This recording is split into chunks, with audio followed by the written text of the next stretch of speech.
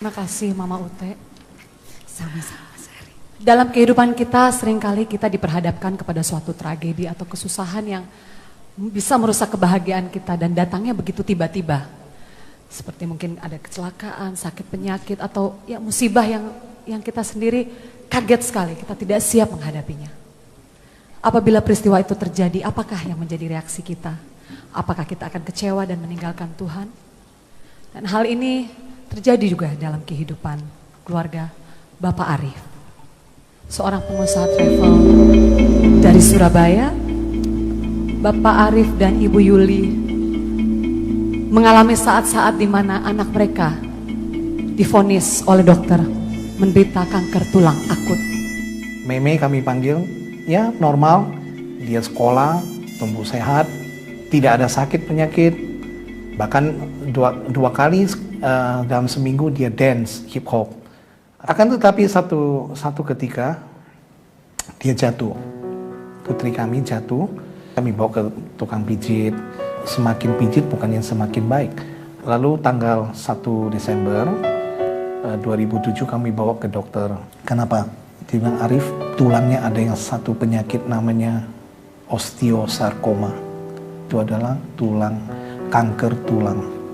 Untuk kemo pertama kali tanggal 21 Desember 2007. Kemo pertama selesai, kemo kedua selesai, kemo ketiga selesai. Sampai akhirnya dokter memutuskan untuk mengoperasi dia. Begitu mendengar dokter bilang, kakimu yang akan diganti tulang ini, dia langsung menangis. Mami, apakah Meme bisa sembuh tanpa operasi? Saya bilang bisa, kalau Tuhan mau. Tapi kalau Tuhan izinkan Meme untuk dioperasi, Meme harus ingat, tangan Tuhan yang akan memegang tangan dokter untuk mengoperasi kaki Meme, dan tangan Tuhan juga yang akan menuntun tangan dokter untuk menjahit setiap bagian mana yang perlu dijahit. Akhirnya memang tulang dioperasi, dia harus ganti yang kurang lebih 80 cm dari bawah lutut sampai belakang pinggang. Itu diganti titanium.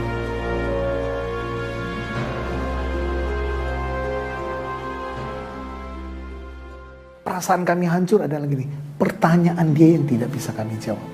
Contohnya gitu, kenapa harus Meme? Kenapa Tuhan meninggalkan dia? Kenapa Tuhan, kok harus saya? Saya seorang dance. Karena kenapa dia sedih, dia tidak bisa dance. Itu kami gak bisa. Dia bilang, Meme tidak pernah marah sama Tuhan. Saya yakinkan lagi, walaupun Meme belum melihat Tuhan menyembuhkan Meme, dia menganggukkan kepala. Dia kuat, kami harus lebih kuat dari dia.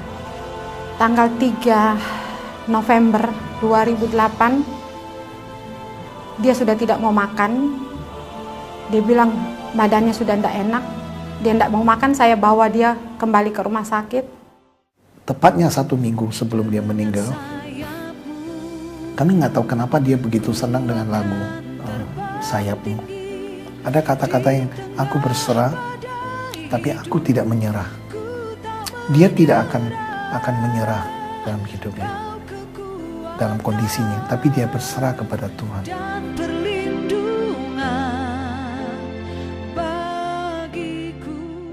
2 hari sebelum kepergiannya itu dia sempat SMS kakaknya. Dia bilang, terima kasih sudah menjadi kakak yang baik buat aku.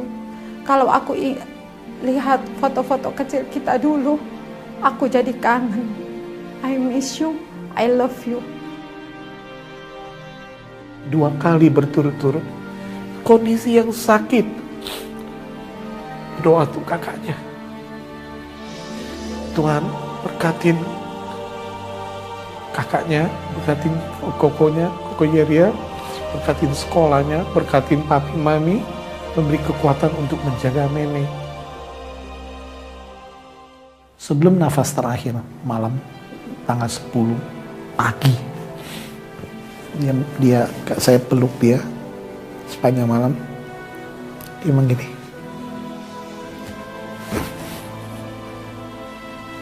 papi,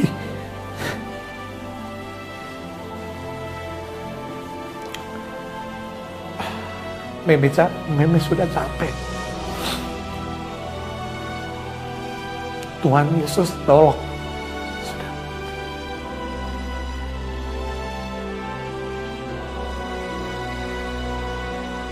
Saya bilang gini, Me, Sebentar lagi mungkin Meme akan ketemu Tuhan.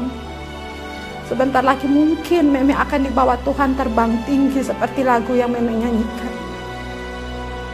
Sebentar lagi Meme akan mendapatkan jawaban dari pertanyaan apa yang Mami Papi tidak bisa jawab. Saya akhirnya percaya orang yang sudah tidak sadar masih bisa mendengarkan kita.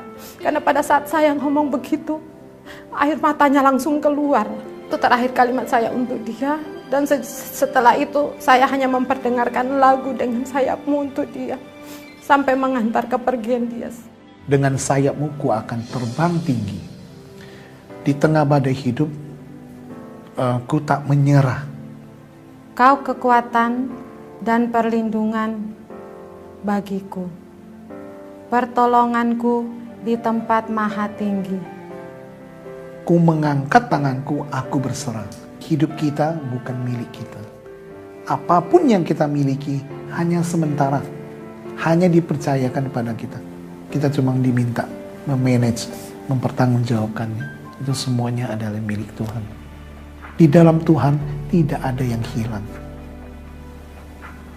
Karena di dalam Tuhan, dia tidak hilang. Dia sekarang ada di rumah Bapa.